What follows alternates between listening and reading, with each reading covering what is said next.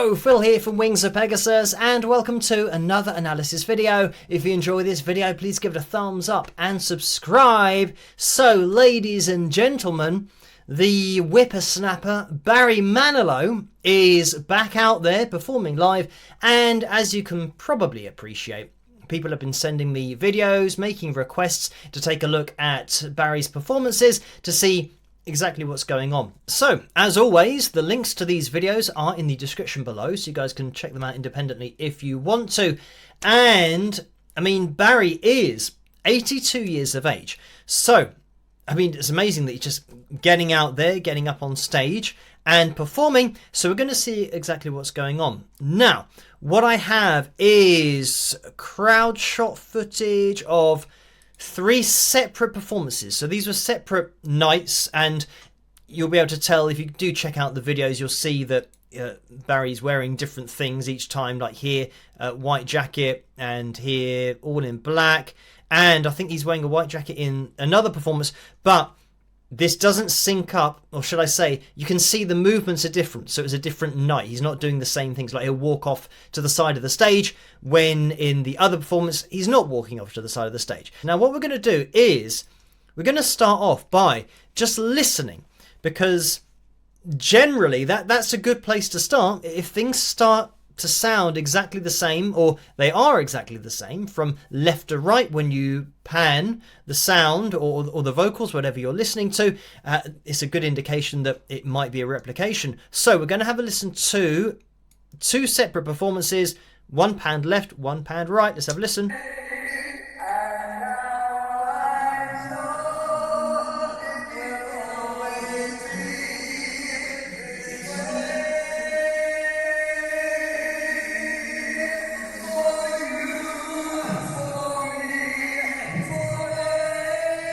And I mean, what's amazing here is, I mean, straight away you can hear that there's a difference in timing between these 2 performances. So the vocals don't match up. It was a unique vocal on both of these nights. It hadn't happened at another night. So you can hear where his breath actually matches up. And that's, I think, pretty much the only bit that does match. Have a listen.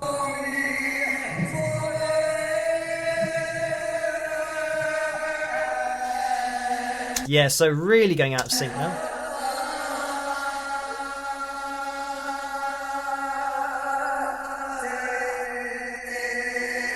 I mean, it's great as well because it means that, I mean, I would expect nothing less from Barry to have the fully live band who are playing the songs as a unique version of that song for that particular night, for that particular crowd.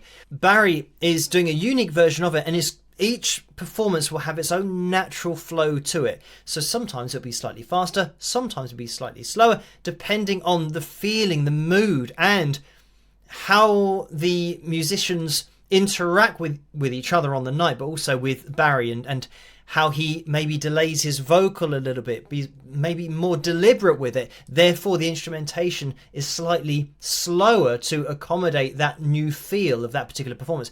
So it's great when you're listening to entirely live and unique vocals. So now what I'll do is compare this first performance to now the 3rd performance, because we just compared it to the 2nd. Let's have a listen.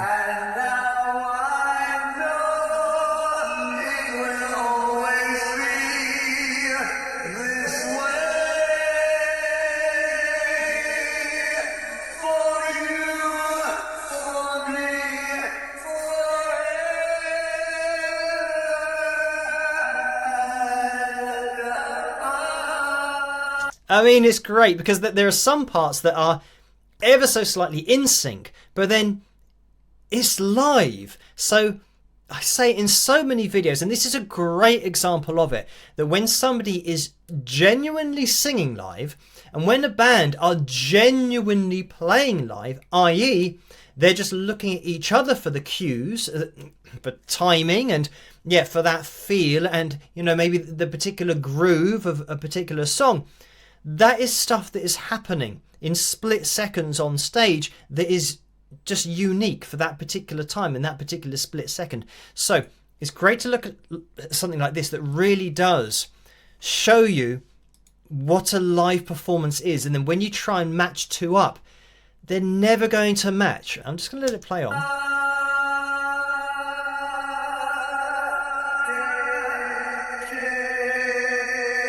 And you couldn't be more out of sync. So just to do all of the comparisons, let's now compare it to the second piece of footage.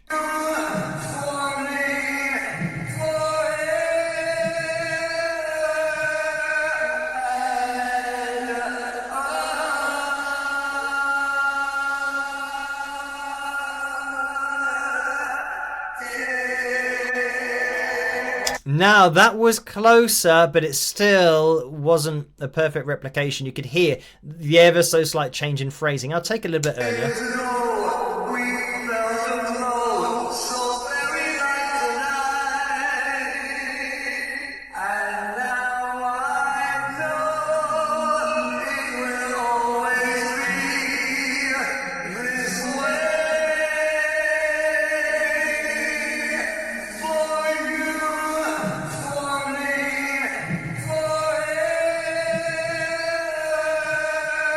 Right, so here, I would say that it's probably the closest out of all of them so far that we've got. So what we can do, obviously we look at it in a lot more detail than just listening to it. So I'll bring on that piece of pitch monitoring software and this as well.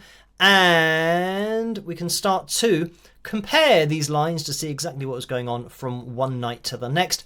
And what I'm going to do is just move this down a little bit. So straight away, we can see that we don't have any replications going on, and these aren't the same notes. I mean, if I did move it down like this so that we get the lines in the same place, you'll start to see how this particular vocal, even though we're happening, you can see it's quite close with the timing. The pitch data will always tell you whether it was exactly the same vocal or not. And you can see here that we were slightly sharp, we came down to then be bang on. And here, I mean, Barry was bang on to begin with. And I'm just going to move this out the way ever so slightly so that we can get a comparison of looking at this line and looking at this line. Here, maintained slightly flat and then went up. And here, we pretty much bang on, went a little bit flat. And then we came down, and here maintained slightly sharp, and here we came down flat. So it might be sung at the same time, but it's definitely not the same vocal that we're hearing. It's literally happening at different pitches. And this is what you'll find. With live vocals, this will happen. The pitches will never be perfectly the same unless it's the same audio file. So as I kind of move this across, the other one kind of just disappeared off the bottom of the screen. I'll see if I can bring it up. Here we go. So again, here, Barry was actually sharp and then got even sharper. And here he was flat and just maintained this held note flat. But again, we can see that this is happening at the same time. Obviously, it's the same song. So sometimes, towards the end of the song, the band and Barry might lock into that same feel of Another Night, but it's not going to be absolutely the same to, a hundredth of a second.